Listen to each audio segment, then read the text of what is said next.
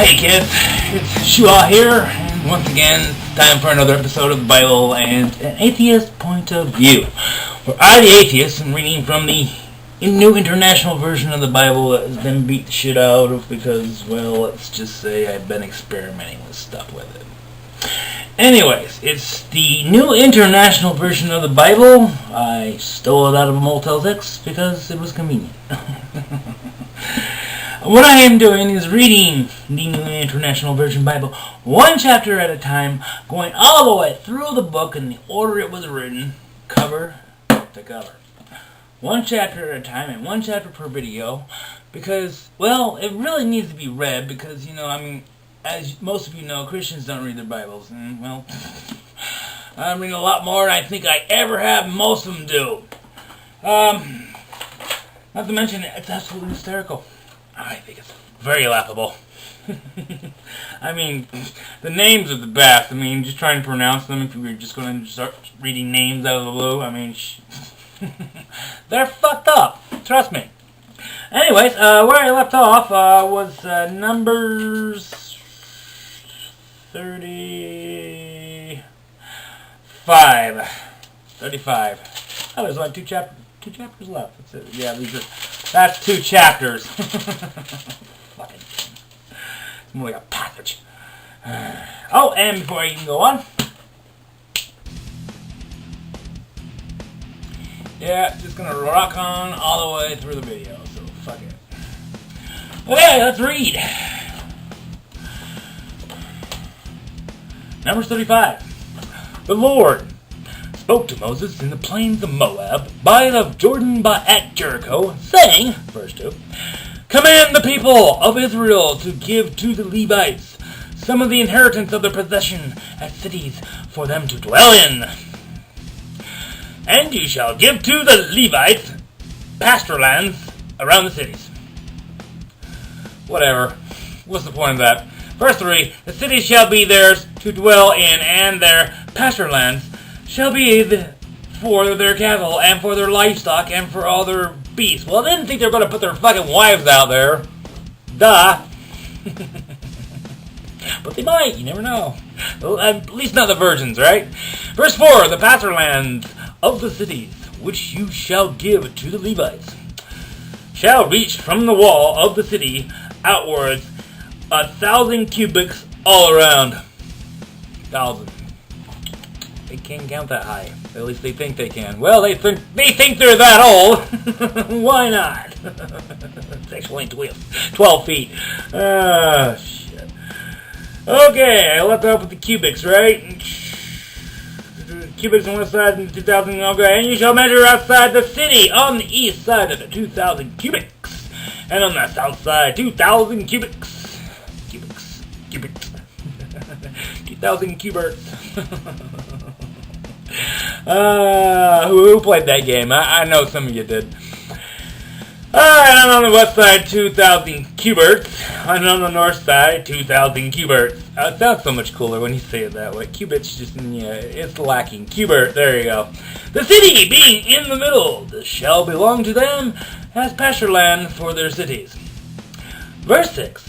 The cities that you give to the Levites shall be the 6 cities of refuge, where you shall permit the manslayer to flee. The manslayer? The what?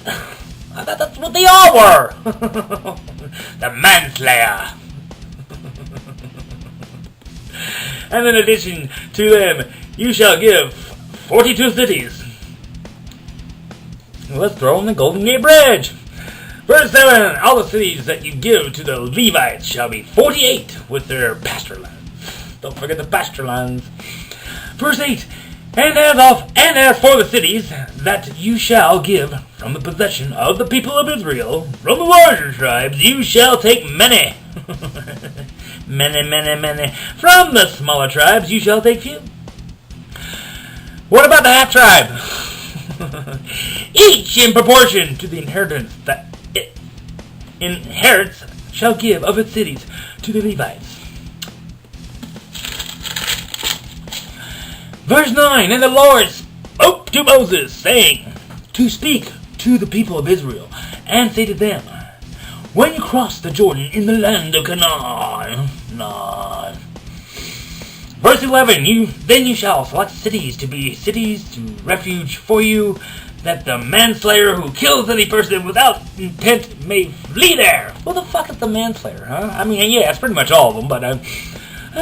Verse 12, the cities shall be for you as a refuge from the avenger, that the manslayer may not die until he stands before the congregation for judgment. Congregation, please be seated. Verse 13, and the cities that you give shall be your 6 cities of refuge.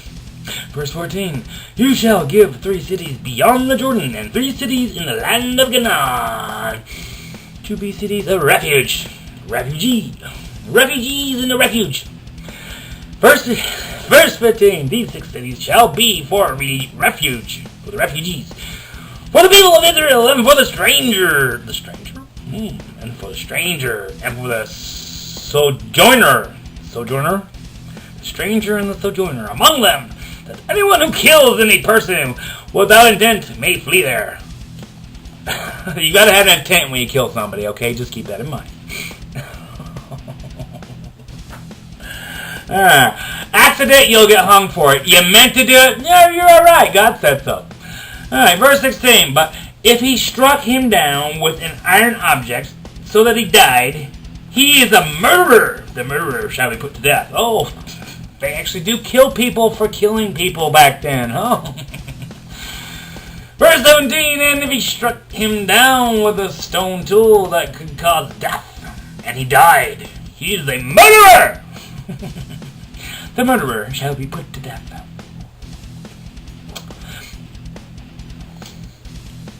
And bit my cheek. Verse 18. Or if he struck him down with a wooden tool that will cause death, and he died, he's a murderer. The murderer shall be put to death. Well, we're going to go through every single fucking murder tool there is. If he gets killed with a candlestick, and he surely dies, he shall be put to death. If he just so happens to die with the pipe by Mr. Green in the study, and he is the murderer.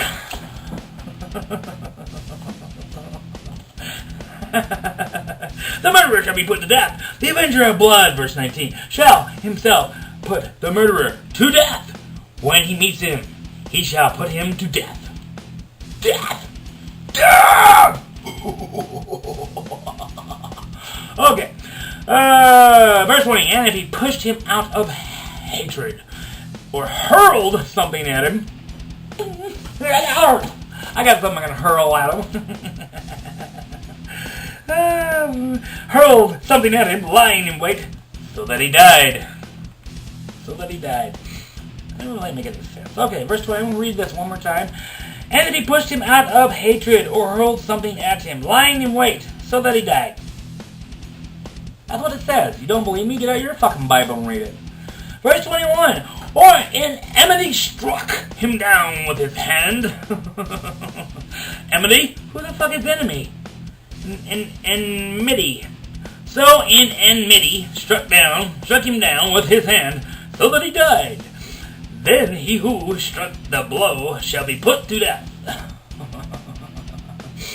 There was eyewitnesses back then. They had security cameras installed here and there. He's a murderer! The avenger of blood! The avenger of blood. What is he, a vampire? Shall put the murderer to death when he meets him. Verse 22. But if he pushes him suddenly with that enemy, whatever, or hurled anything on him without lying in wait. What? What the fuck did I just read? Oh, let's move on. Verse 23. Or use the stone that could cause death, and without seeing him dropped it on him, so that he died, though he was not his enemy and did not seek his harm. God damn it. Verse 24. Then the congregation shall judge between the manslayer, who the manslayer returns, and the avenger of blood. I didn't know they had X-Men in biblical times. In accordance with these rules, the manslayer and the avenger of blood. Verse 25, and the congregation shall rescue the manslayer from the hand of the avenger of blood. Oh, I guess the avenger of blood, he's on the downside, the evil side of the X-Men, I guess. I don't know. Maybe they're conflicting between each other. And the congregation shall restore him to his city of refuge, to which he has fled, and he shall live in it until the death of the high priest who was anointed with the holy oil. Why, do some of them not get the holy oil? Do some of them only get Crisco or something? Do they get the placebo oil? It's not really holy, but we'll tell them it is, yeah. Verse 26, but if the manslayer shall at any time go beyond the boundaries of his city of refuge, to which he fled, and the avenger, verse 27, of blood, the avenger of blood, finds him outside the boundaries of his city of refuge, where the refugees are, and the avenger of blood kills the manslayer. Oh, man! Well, I guess the avenger of blood was the good guy, you know. He was like, you know, Wolverine. Sort of. The avenger of blood kills the manslayer. He shall not be guilty of blood. Drink it all. Verse 28. So he must remain in his city of refuge until the death of the high priest, the one that was got the real oil. But after the death of the high priest, the manslayer may return to the land of his possession and slay men as he was before. Out of the field slay men all day long. Verse 29. And these things shall be for a statute and rule for you throughout your generations and all your dwelling places. Verse 30. If anyone kills a person, no, that never happens back then, does it? The murderer shall be put to death on the evidence of the witnesses. Oh, how many witnesses? One's good enough? All right. And God was there. But no person shall be put to death on the testimony of one witness. Oh, it covered me on that. So two's good enough, right? And God was there. God counts as like 5, right? Kill him. He did it, yes. Verse 31. Moreover, you shall accept no ransom for the life of a murderer who is guilty of death. But he shall be put to death, especially when you can just steal it from him, right? Oh, I'll bribe you, dude. Is this the only money you got? Yeah. Fuck off. Verse 32, and you shall accept no ransom for him who has fled to the city of refuge. Okay? That they may return to dwell in the land before the death of the high priest. A lot of killing and dying back then. Verse 33, you shall not pollute the land in which you live, for blood pollutes the land. Blood. We need your blood. And no atonement can be made for the land of the blood that is shed in it, except by the blood of the one who shed it. I don't want to reread it. Alright, verse 34. You shall not defile. Oh, I'll defile all I want. You shall not defile the land in which you live. Well, where else am I supposed to take a shit? Fuck! For I, the Lord, dwell in the midst of the people of Israel. Well, fucking A. You know what? I'm an idiot. God. That was a lot first. Anyways, once again, this is Josh, and this bit's the Bible and an atheist point of view.